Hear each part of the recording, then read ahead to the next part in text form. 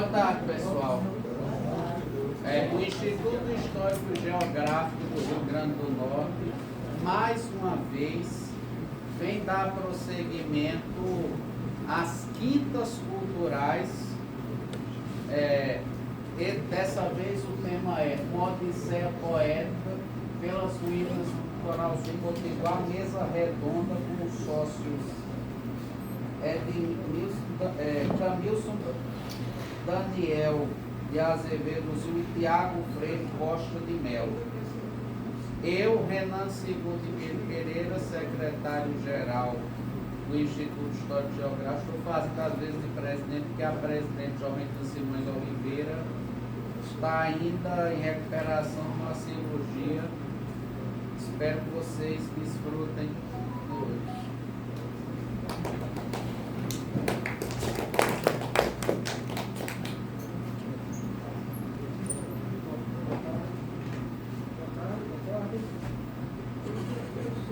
Bom.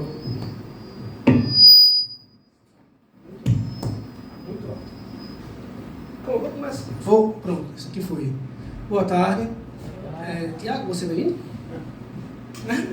Não sou os dois, eu sou só o Tiago, eu sou Carlos.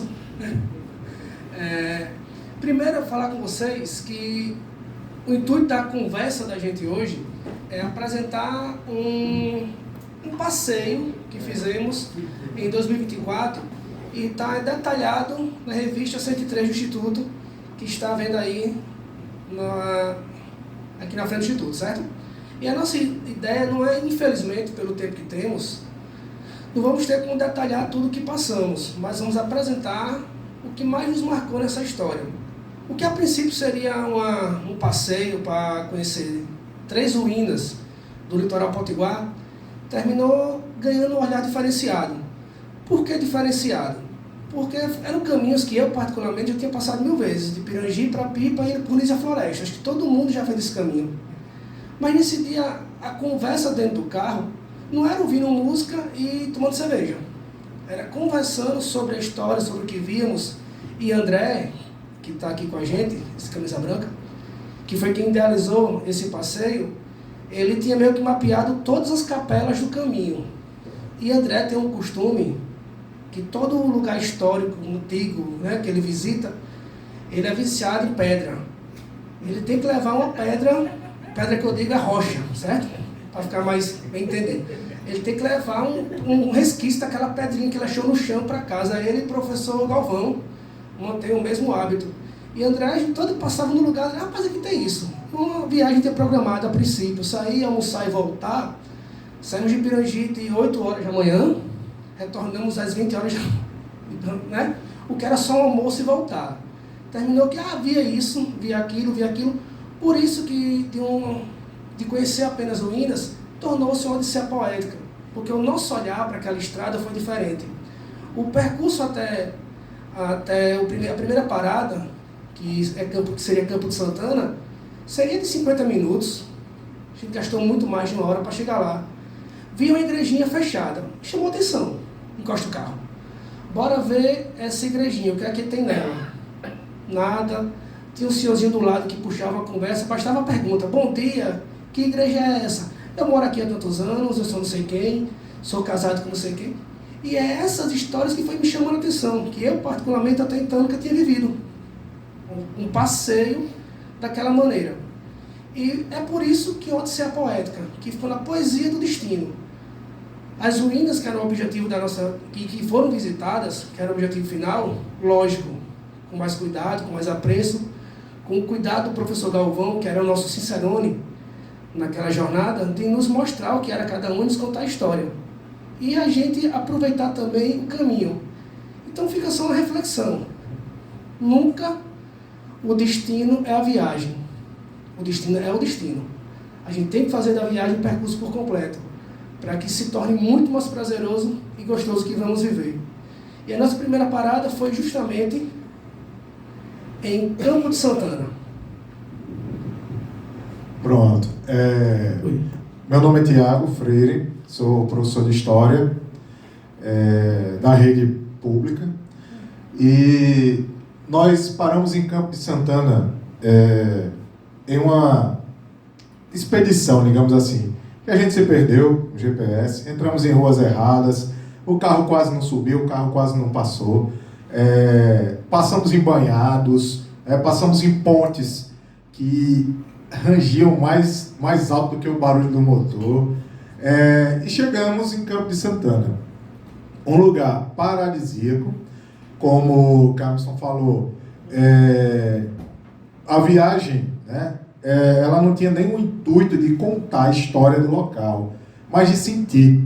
Eu tenho um costume de estar nos locais, principalmente históricos, e sentir as coisas. Parece que eu sinto a energia das pessoas que passaram por ali, das vidas que foram construídas ali, das marcas que deixaram.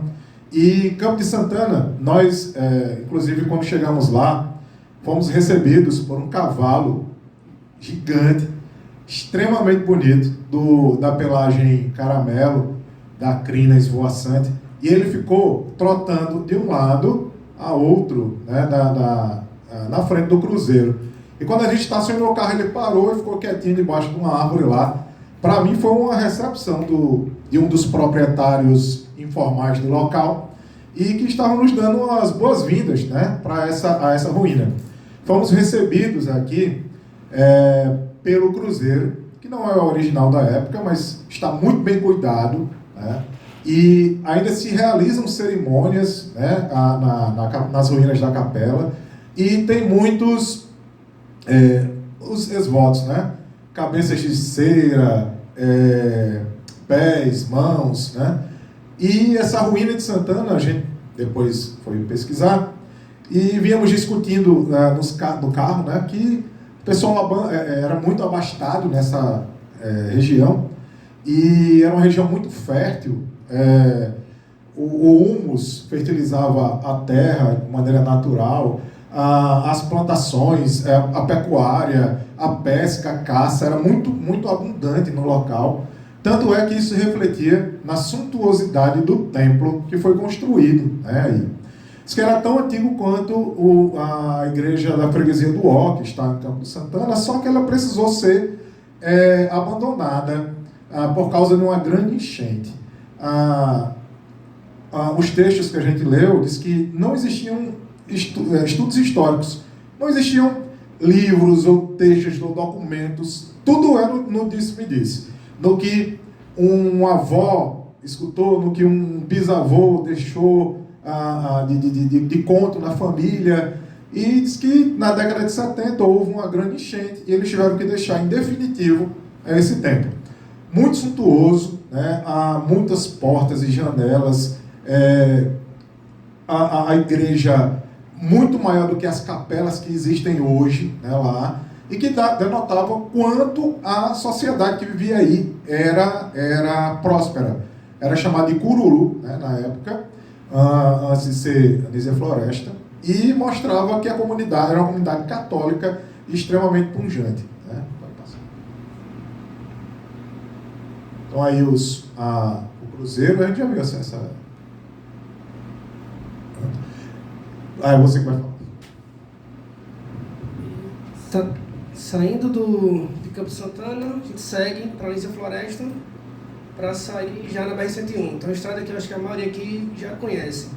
E antes de chegar em Anísia, no município de Anísia Floresta, no centro do distrito, do município, foram outras igrejas que fomos passando, inclusive uma que me marcou muito, igreja de Nossa Senhora da Conceição. A igreja estava recém-pintada, igreja branca, com os detalhes em dourado ou amarelo, e tinha umas senhoras lavando. E mais uma vez, quando a gente passou, a igreja aberta, André freia, para de vez o carro, bora dessa igreja. Desce todo mundo para ver a igreja, tem senhoras dentro, lavando, uma cantoria bonita, mas não era música de igreja, mas estavam cantando, estavam alegres.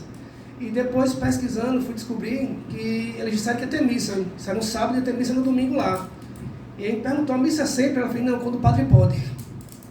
Então é uma capela que estava em festa, pelo simples, para a gente dizer até fácil, pelo simples fato de terem a missa no domingo seguinte.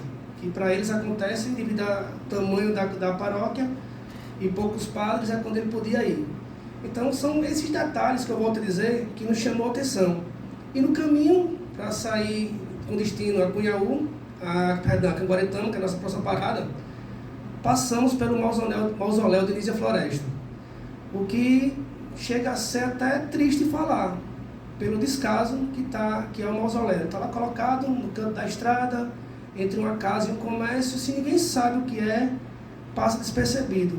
Uma pessoa da tamanha importância de Nísia, que por aqui a gente mal fala, exceto, e vale salientar, ou parafrasear o professor Alexandre, de dizer a importância que a Assembleia deu a Nísia, colocá-la em frente, recebendo quem chega, no memorial da Assembleia. Então voltamos a dar a importância que essa mulher tem no nosso estado. E o mausoléu dela está lá, simples, pequeno, do lado esquerdo de quem segue em busca da BR-101. Ao contrário de mais à frente, no lado direito, na subida da igreja, o frondoso baobá enorme, que de longe a gente já percebe e distor de todas as árvores da região, o baobá de Nísia, de frente à praça e à igreja matriz de Nossa Senhora do Ó, uma igreja também, uma igreja também muito bonita, muito bela, que tem sua importância além da história contada, além da história apenas, mas a história religiosa também. É lá que nasce a campanha da fraternidade, é de lá que se espalha para todo o Brasil a maior campanha da Igreja Católica do nosso país, hoje coordenada pela CNBB.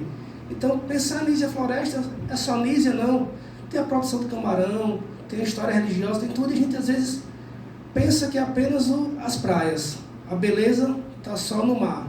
E olha a beleza que a gente encontra na estrada, seguindo por Nísia Floresta, até já chegando na BR-101, para mim, sempre bela estação Papari.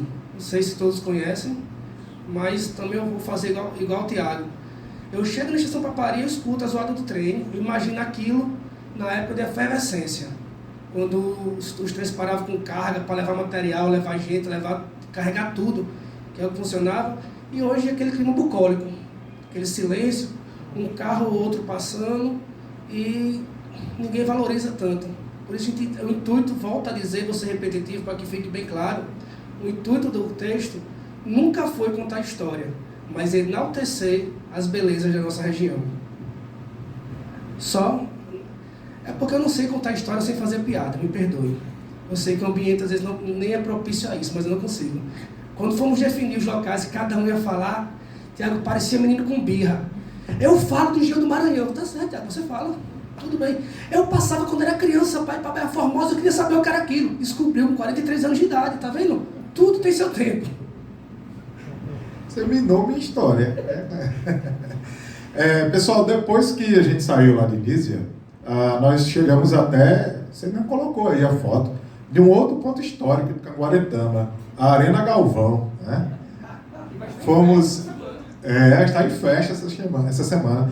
Fomos recebidos pelo professor Galvão, pela sua esposa Lúcia, né? E foi um almoço assim suntuoso, com camarão, com peixe, tudo típico da região.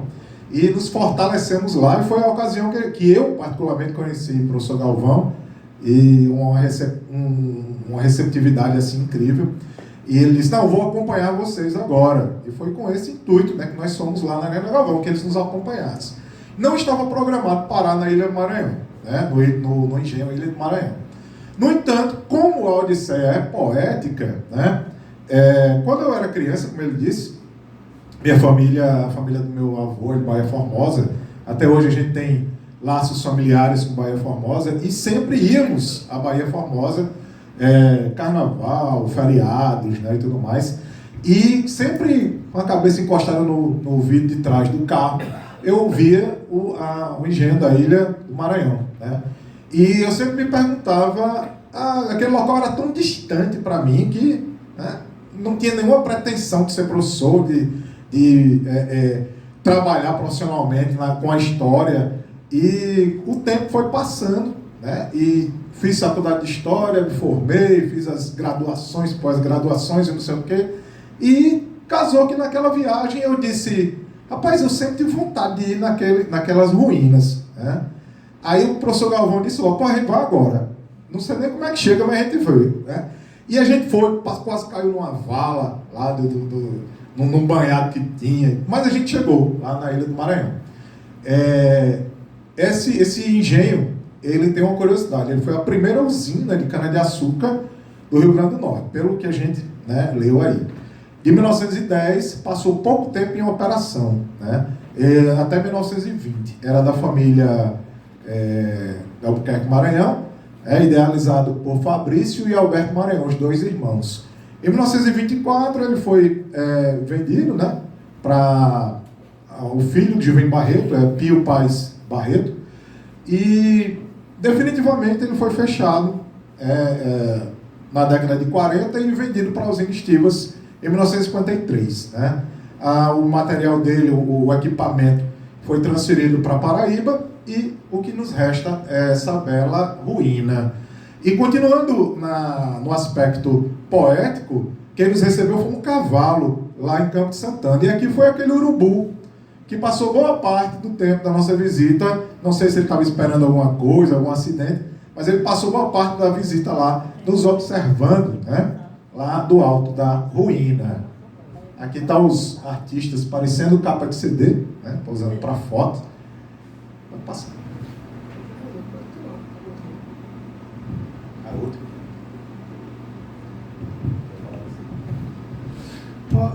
Fugindo do todo o conteúdo histórico do caminho. Saindo da usina Maranhão, da usina Ilha do Maranhão, a gente pegou a BR-101, entrou numa estrada de terra à direita, mais na frente, para o que seria, então, o segundo destino, Tamatanduba. Acertei? Eu tenho dificuldade com essa palavra absurda. Tamatanduba. Se eu mandar falar de novo, já não sai. Quando entramos nessa estrada e o professor Galvão conversando... Ali está Tamanduba. Tamatanduba. Então, não acertei hora nenhuma, então. Não adianta. Ela é uma trava-língua para mim. Esse local aqui em Vitiria, vocês estão vendo aqui no quadro, professor Galvão, conhecido na região, mais que pipoqueiro em feira, ele passando, falando com o povo, e de repente esse sítio Casaca não tem nada de histórico, nada de que a princípio nos chama a atenção. Mas a localização geográfica dele, uma curva, uma estrada carroçável e uma igreja na ponta dele, na ponta do sítio, já na beira da estrada. Nos chamou a atenção pela beleza simples dessa igrejinha. Aí, novamente, comenta, que igreja bonitinha. A pessoa Galvão faz, querem conhecer? Queremos.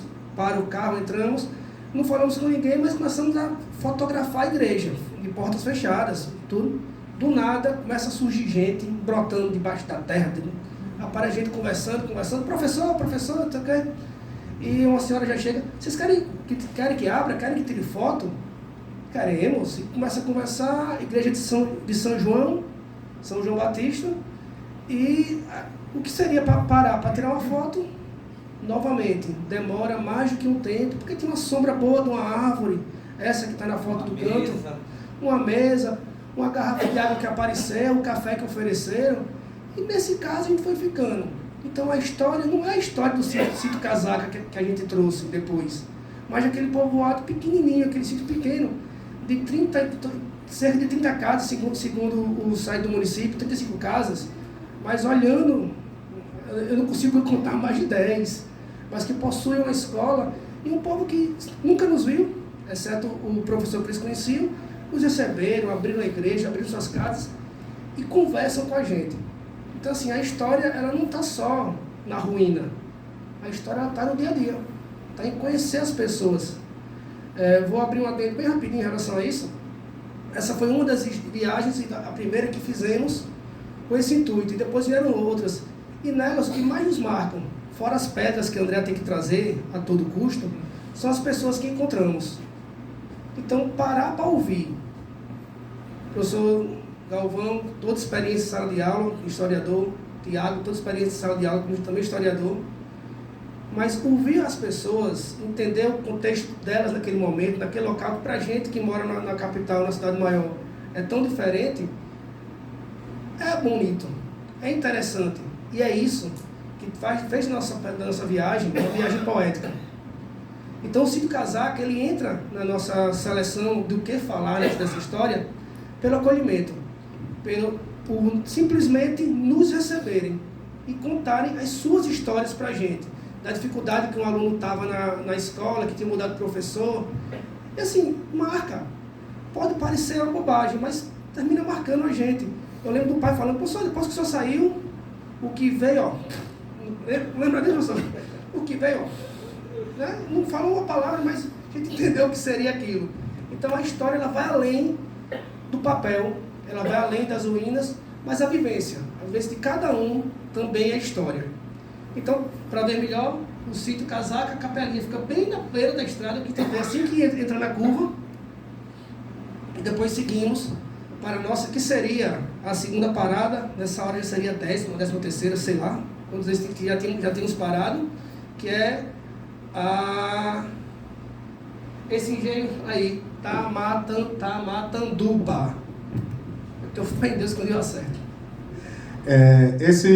Essas ruínas, né, são, acho que foi a parte mais difícil dessa expedição, dessa viagem, porque a estrada fica meio longe, acho que dá uns 800 metros, né, da estrada para lá, e é tudo a plantação de feijão, então você anda assim, né, você vai ondulando no meio da plantação, e a ruína ali está... Acho que foi você que tirou essa foto, Galvão? Ou foi essa Lúcia Paiva? Lúcia Paiva. Foi Lúcia Paiva, né? Mas tem umas fotos suas nessa... Tem. Acho que é 2006, né? Isso, 2006, 2008. Isso. E em 2024 ela já estava daquele jeito, né? É um local de difícil acesso, tudo de estrada de barro. A gente passou pela Ladeira do Suspiro, né? Que muita gente disse, isso aqui era perigoso. Você tem que passar assoviando para não levar um tiro, né? Hoje em dia, não sei mais como é, que a gente não sabe desses negócios de facção, mas o que é que, onde tem o quê? Hoje tem que passar calado, né? E é um local muito idílico, assim, a plantação, né, ao redor. A própria geografia do local nos indica que ela ficava situada num caminho que eles utilizavam, que hoje não utilizam mais para chegar até ela, né? Porque para onde ela está virada é só mato e a estrada passa por trás, né? E é um caminho realmente difícil para chegar lá. Não sei se tem uma foto que aparece o André lá na frente. Não, tem não. É essa daqui, só que foi cortada ali de lado, né? Então, note o caminho para chegar lá aqui, ó. Era muito acidentado. E é uma construção assim surpreendente. Você sente a energia histórica no local. E chamou muito a minha atenção isso aqui, ó, né? Para que uma igreja seja considerada uma igreja, que o corpo de Cristo está presente, você tem que ter o sacrário, né? E a hóstia, o corpo de Cristo consagrado, reside no sacrário. A igreja não tem mais isso, não tem mais nenhum equipamento litúrgico. No entanto, a mente das pessoas e a tradição sacralizam o local. Porque havia velas lá que haviam sido recém-apagadas. E há muitas velas. Isso indica que muita gente ainda visita o local com a intenção religiosa, né? Com o intuito religioso. Então, assim, a sacralidade do local pode não ser liturgicamente oficial, mas para os habitantes da região, ela ainda existe, né? Ao redor, a gente encontrou muitos ossos de animais, tomara que seja de animais. O altar ainda conserva essas colunas espiraladas, né?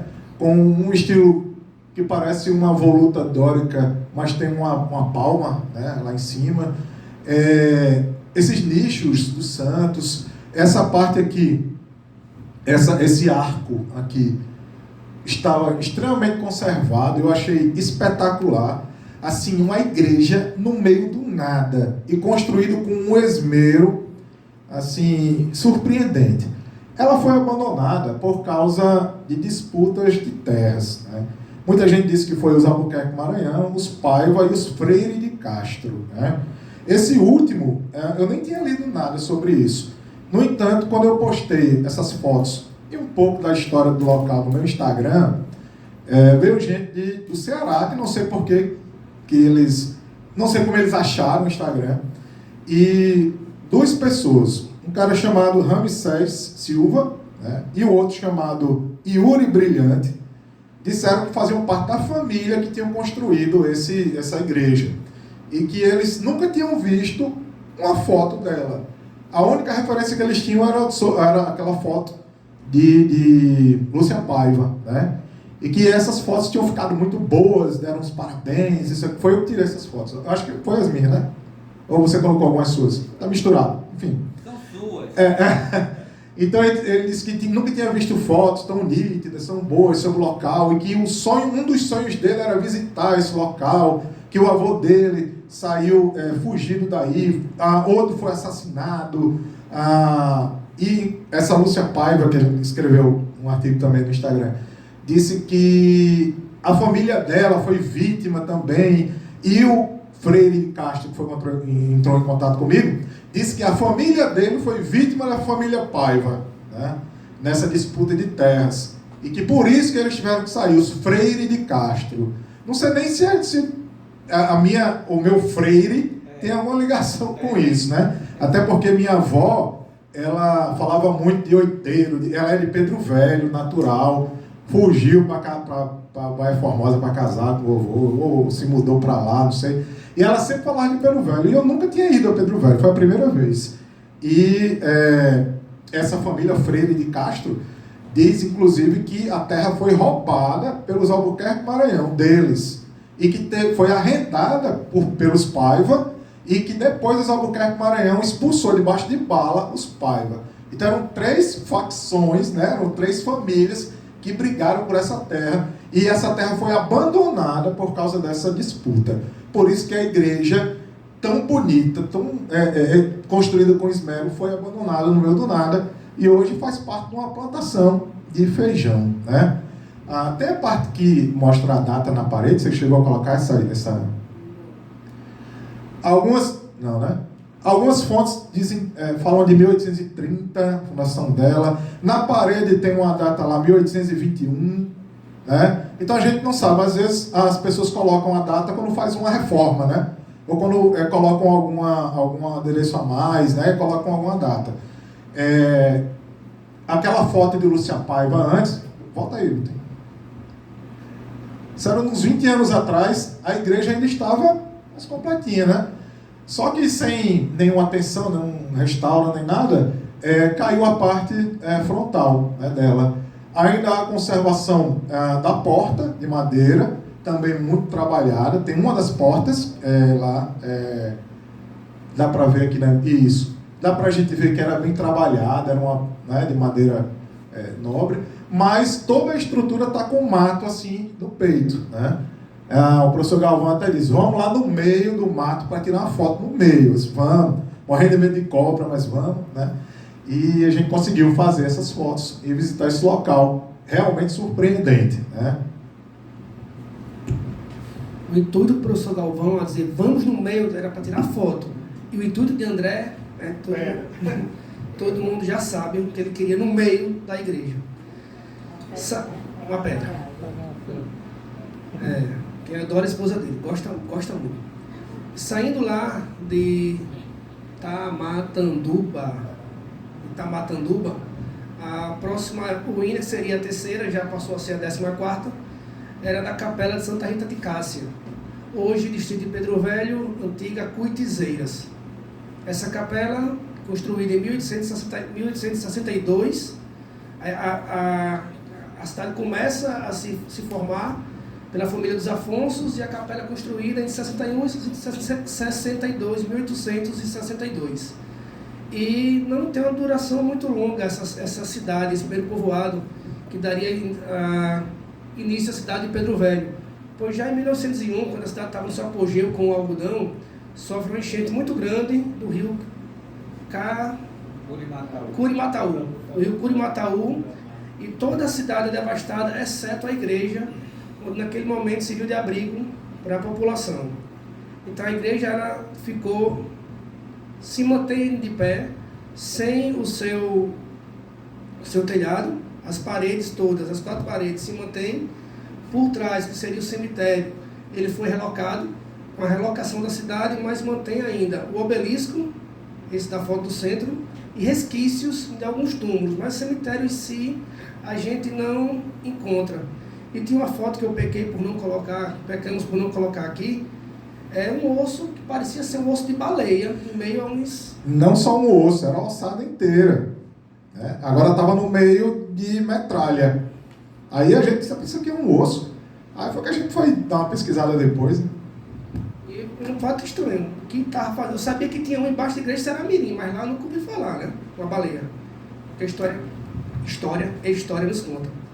Então, em 1901, acontece essa enchente, a cidade se muda para Vila Nova, depois nomeada Pedro Velho, depois denominada de Pedro Velho, e é construída uma nova igreja. Não sei se o mapa dá para perceber, a capela antiga está aqui, 800 metros depois é construída a nova igreja em 1955, também honra a Santa Rita de Cássia. A data da enchente, 13 de maio de 1901, que seria depois do dia da aparição, em 1927, a aparição de Fátima. 17, a aparição de Fátima. Então, 13 de maio, por isso que eu consegui sou péssimo para gravar datas, como perceberam, e consegui fazer essa associação. E 800 metros depois, bem mais distante da margem do rio. E em cima de um lajedo foi construída a segunda capela. O pessoal tinha medo que viesse a acontecer de novo, pois não só em 1901 aconteceu a grande enchente que devastou Cuitizeiras, mas também ela volta a acontecer em 1917 e 1924, também grandes enchentes que castigam muita região, então depois eles passam para outra localidade. Saindo da Capela Santa Rita de Cássia, a gente para em outro ponto que também chama atenção, e o professor Galvão falou que isso marcou também, talvez aquela de que ninguém sabe de onde saiu a semente, né, professor? Da samalmeira. A samalmeira é uma árvore gigantesca. O tronco dela não é tão grosso quanto o baobá, né, quando a gente fala, mas são necessários 30 pessoas para dar um abraço. No site da prefeitura, que eu acho que já é um pouco desatualizado, diz que ela tem 67 metros, mas eu acho que é maior. Né? E que foi uma pessoa chamada, que eu vi no site da prefeitura, não foi nenhuma... Francisco Barbosa de Oliveira, que teria plantado. Mas em muitos outros locais que a gente pesquisou, esse nome não aparece, só está lá no da prefeitura. Não sei, não tem nenhuma referência, né? Mas pessoas com as quais eu conversei dizem que provavelmente trabalhadores que saíram aqui do Nordeste para trabalhar na extração da borracha na Amazônia, para se aventurar, não deu certo lá, e quando voltou pode ter trazido na bolsa alguma dessas sementes, né? E que terminou sendo plantada nesse local. Mas a gente se sente muito pequeno em relação à grandeza da natureza. Aqui, não sei se vocês conseguem ver daí, mas André, com seus 1,90 m de altura, né, que parece ficar bem pequenininho perto da samalmeira. Né, e é uma árvore extremamente frondosa, né, que realmente chama a atenção. E dá para ver lá nas ruínas de Santa Rita. Né, a gente não dá para passar por ela sem parar, né, que realmente ela chama muita atenção.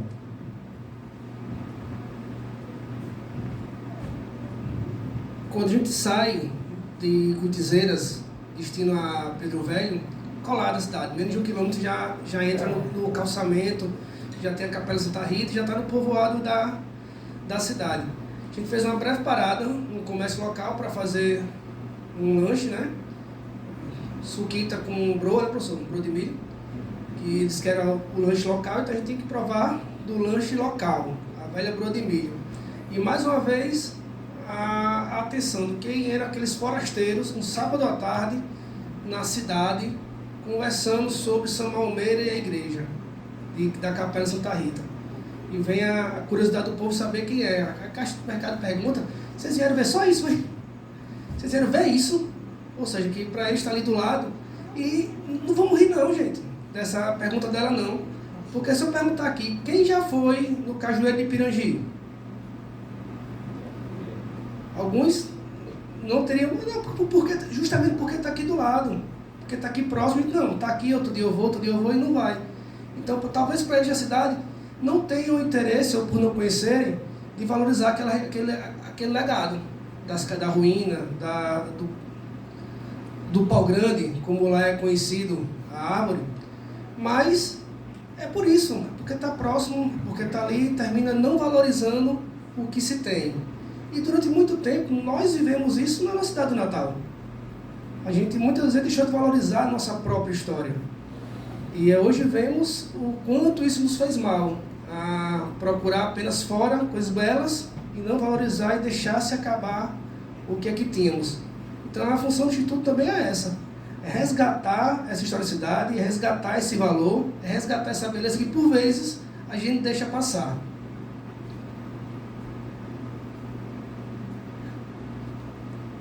Próxima parada e último ponto que a gente parou, Capela de Nossa Senhora das Candeias, local do morticínio de Cunhaú. Como foi um debate há pouco tempo aqui do Instituto, a gente não vai se entrar pela história, para não se tornar repetitivo. Há pouco tempo se discutiu isso aqui. Mas vou voltar a pensar nesse local como um local poético. Eu sou católico, vou à igreja, tenho a minha crença, pratico a minha fé, e já estive lá na Capela Nossa Senhora das Candeias antes desse dia, por diversas vezes.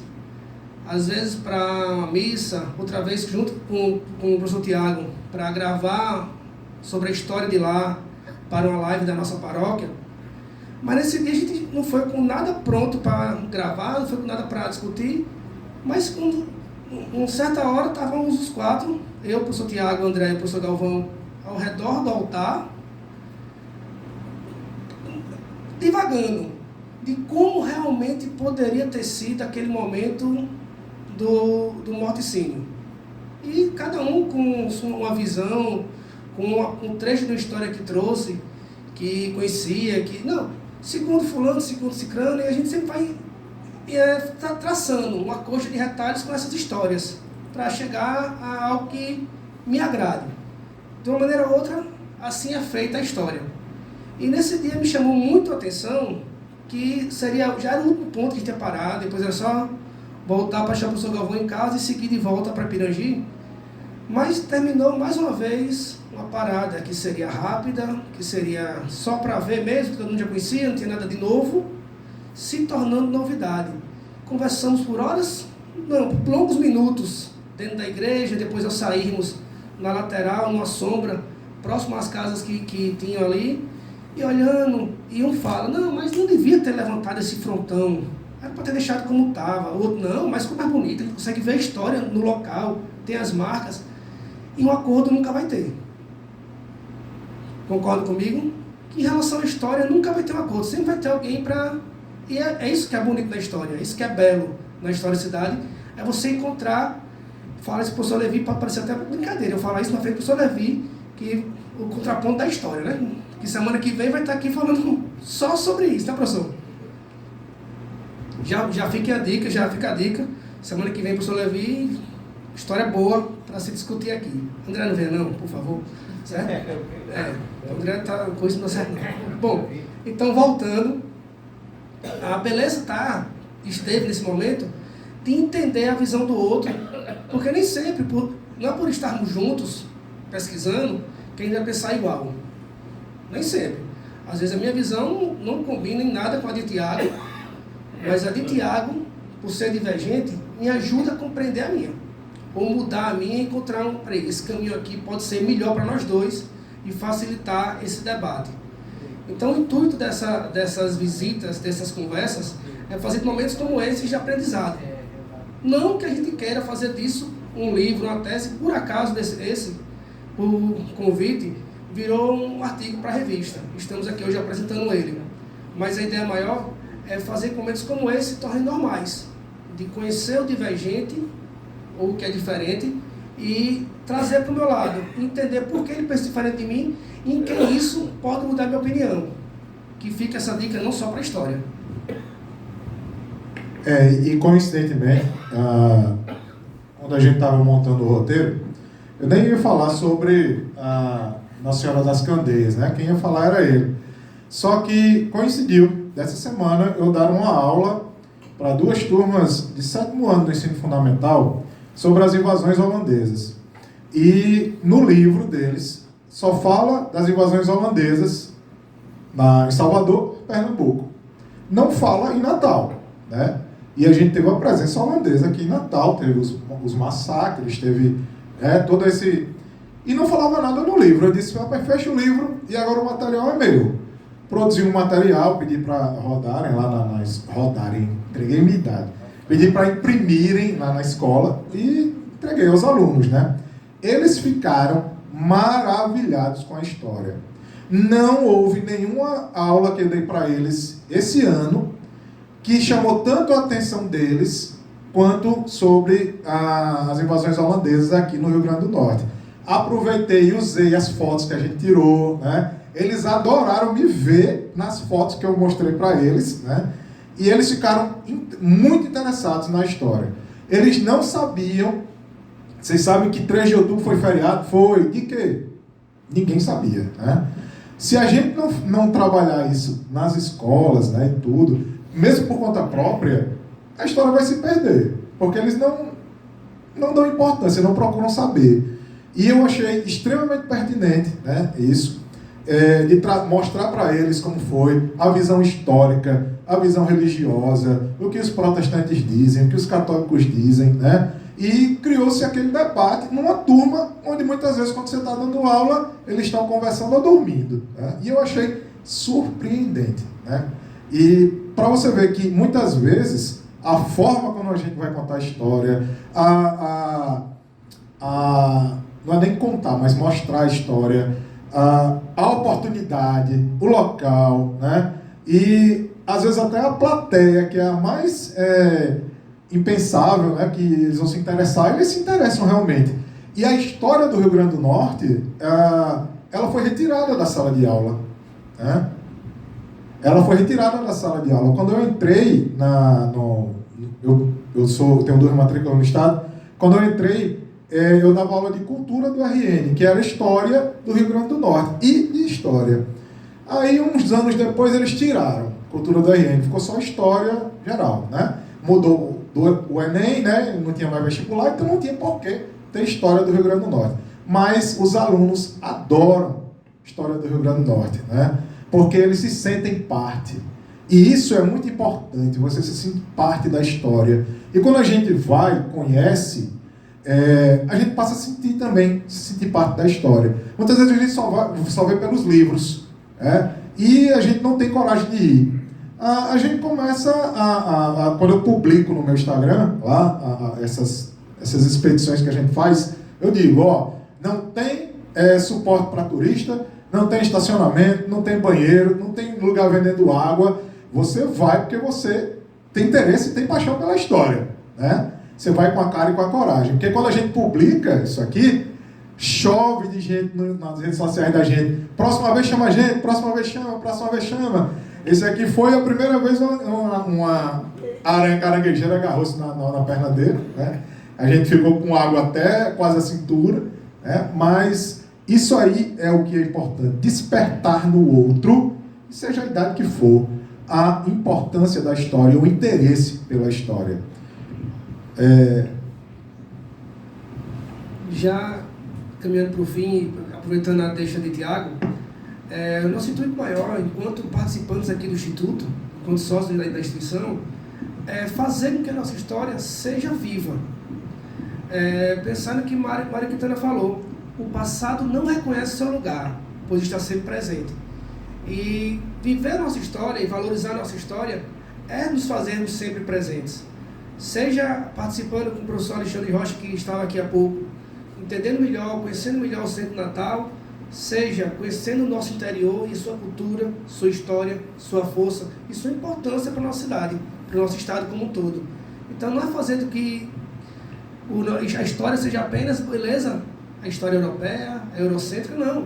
Nós temos história. Somos uma cidade de quase 400 Eu sou de humanas, um cálculo não é comigo. Vamos fundar de 499, quiserem subtrair aí de 600 de 2025 e vai chegar nessa data que eu não sou capaz de fazer isso. Eu sou de humanas, cálculo não, eu não faço. E nem no papel, que fique bem claro. Então entender que temos uma história assim, viva e pulsante. E precisamos dela valorizada. Momentos como esse aqui hoje, da Quinta Cultural, nos ajudam a ter mais vontade de ir para conhecer mais, buscar mais, entender melhor o que vivemos hoje, porque tudo está ligado ao futuro. Seja, professor Levi, atravessando lá a ilha, com água na cintura, o pé atolando na lama, e a mulher brigando quando chega em casa, sujando tudo, mas a gente vai continuar indo. Né? Seja para a aranha, tamanho da mão, surgir do nada na roupa, né, Paulo? Mas é interessante, porque precisamos conhecer e entender esses locais. Seja para trazer uma pedra, né, André? A gente também vai para continuar lá. Então, façam isso. Usem esses roteiros, esses momentos de lazer pelo nosso litoral, não só para aproveitar as praias. A gente aterrorizou Areis, porque eram 6 homens na chuva, no cemitério, olhando todos os túmulos. E todo mundo ao redor. Por que eles vão só olhando os túmulos debaixo do toró maior do mundo? Vai abrir para algumas perguntas? Você Sim, vai, tem tempo, né? Tem tempo sim. Tem uns 10 minutinhos. Só 2 observações. Uma,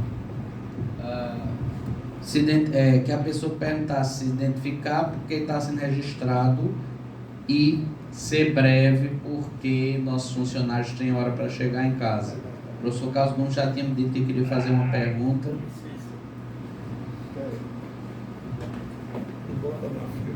Carlos Gomes, Instituto Histórico e Geográfico. Quando eu era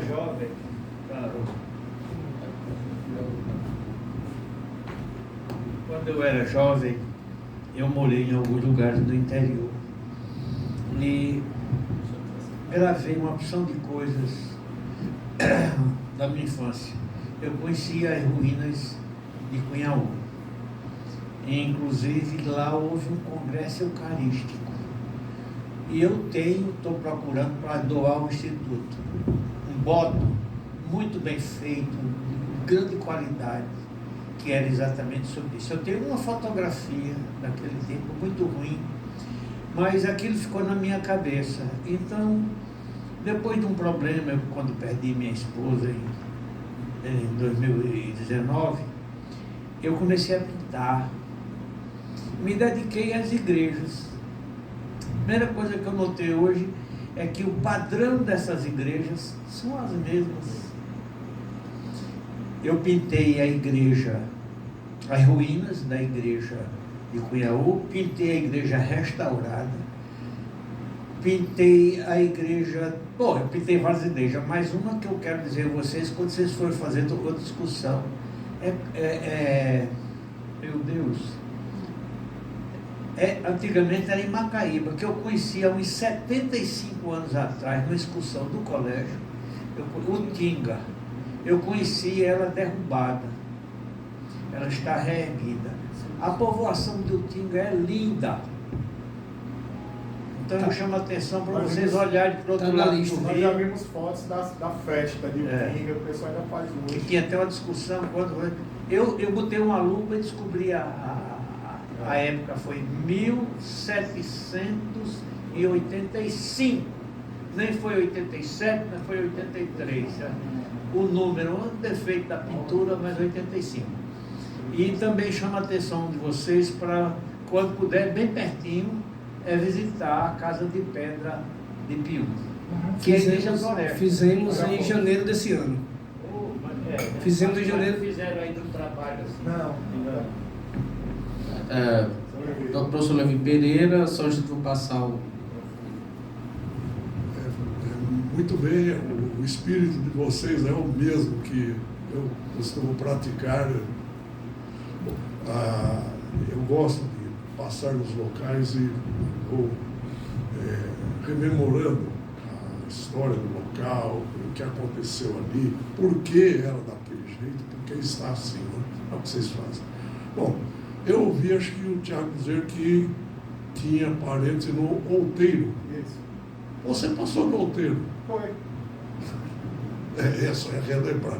E a outra coisa, é lá no Cururuguaçu, tem um cemitério lá em cima, chegaram ainda até lá. Uruguaçu? Cururuguaçu. Tem. Bom, lá tem a capela, né? E os mortos eram enterrados lá em cima na duna. Bom, outra coisa, o engenho da ilha do Maranhão. Ali foi o maior combate. O nosso camarão, possivelmente o único combate sério que o camarão teve com tropas neerlandesas. Né? Ali foi a maior batalha terrestre que já aconteceu aqui no nosso estado. Tem um programa do professor Walter Spencer, junto com o Maranhão, que chama o Augusto Maranhão, onde eles rememoram muito bem esse fato. Se alguém puder pesquisar e olhar, vai ver quão interessante foi isso. Meu grande amigo, por causa dele que eu me dediquei à história, à cartografia. Passeando exatamente no Cururuguaçu, ali eu estava com ele no meu jipe, uma estrada linda, saindo dali como chama ali a capela, do Campo de Santana antigo, né? Ele me falou, isso aqui é um caminho colonial. E eu caí na besteira de perguntar a ele, como é que você sabe? Eu disse, eu sou arqueólogo, eu fiz um salvamento aqui vai ser um grande resort. E aí eu caí na besteira de perguntar, por quê? Tem um mapa, pronto. Aí eu me apaixonei pelo mapa de Maranhão. Tá, muito obrigado. Curto e grosso, sua espécie. Mais alguém deseja fazer alguma coisa? Vou passar para o professor Galvão. Agora fiquei nervoso. O nome disso é covardia. Não, Francisco Galvão, né, do Instituto Histórico, mas da Academia de Letras de Caranguaretama, provinciano, né? E eu achei interessante aí, porque eu não sabia que lá no Cururu tinha essas ruínas de uma igreja de Santana, né? E a gente tem Santana também em São José. Porque assim, eu digo que foi o litoral que foi colonizar o sertão, né? E de onde surgiu lá no sertão essa devoção por Santana, né? E pelo menos assim, um dos caminhos que eu achei foi o Cipriano, né? Que fundou o Currais-Novos, o Cipriano Lopes Galvão, que faz uma promessa no dia 26 de julho, dia de Santana, que se chovesse ele ia erguer uma capela para ela e tal. E de madrugada começa a chover, era a última esperança dele, né? E de onde ele tirou isso da cabeça? Ele saiu dessa região aqui, né? Entre Goianinha e São José de Mipimbu, e é um dos que leva essa devoção lá para o Seridó. E vocês mostraram isso, foi muito interessante saber, né? Que foi a parte da viagem que eu não estava com vocês, né? E que bom que eu vim hoje para ver outra parte que vocês não me contaram, né? Também não dava tempo, certo? E assim, essa viagem aí que vocês fizeram foi muito gratificante, né? Quanto à semente da samalmeira, né? Eu não sabia que tinha o nome desse cara que tinha plantado essa malmeira, né? Para mim, uma surpresa, não conhecia isso, porque a lenda do pessoal era dizer que veio na enchente, né? E nasceu porque veio na enchente. E eu, não, gente, não pode ter vindo. Como é que o rio Curimataú não vem do Amazonas, né? Nem do Pará. E isso era exatamente o pessoal que ia trabalhar na borracha, que voltava, que de algum modo a semente chegou aqui e prosperou. Mas histórias incríveis. Mas com todo respeito, eu adoro a história de que ela veio na enchente, não vou mentir. Eu acho muito mais bonita e poética esse pensamento. Antes de passar para a última pergunta, vou só fazer uma observação. Estou fazendo uma pesquisa exatamente sobre o Santuário do Estado. Aparentemente, Santana era considerada a santa protetora dos fazendeiros. Eu encontrei indícios sobre isso. pode ser que essa seja a origem da devoção sertão.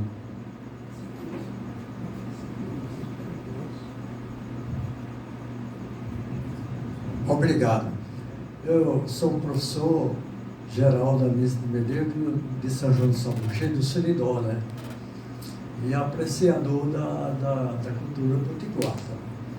Então, eu trabalhei bastante tempo aqui no Rio Grande do Norte, na cidade de Caicó, como professor. Depois eu fiz o concurso para Rondônia e estive lá 27 anos.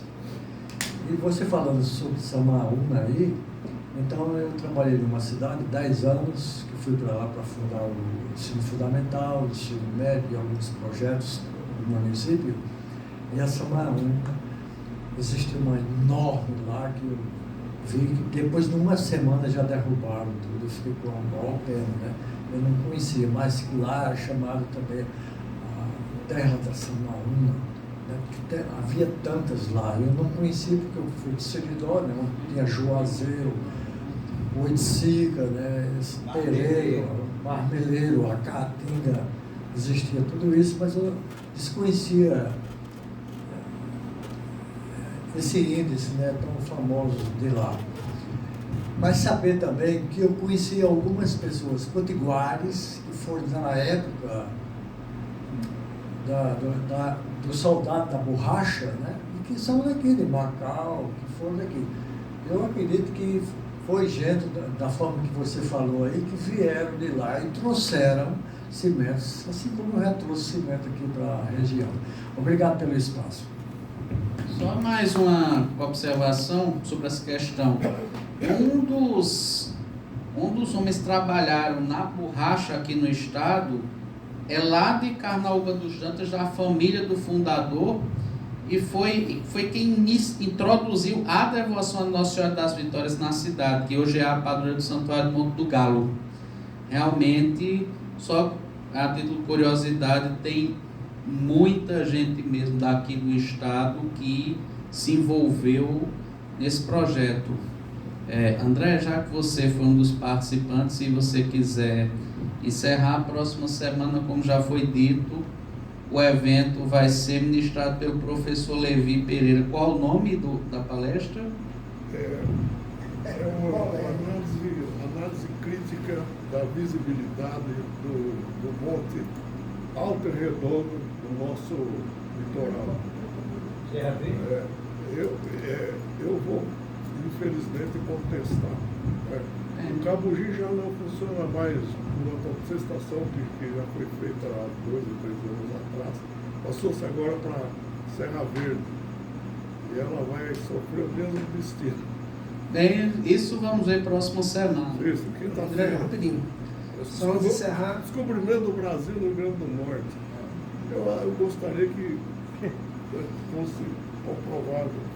Só antes de encerrar, convidar quem ainda não adquiriu a revista 103, que tem não só esse artigo sobre essa viagem com mais detalhes, tem outros artigos também bastante interessantes à venda aqui. E quem já adquiriu pode comprar outro para dar presente, não tem problema nenhum.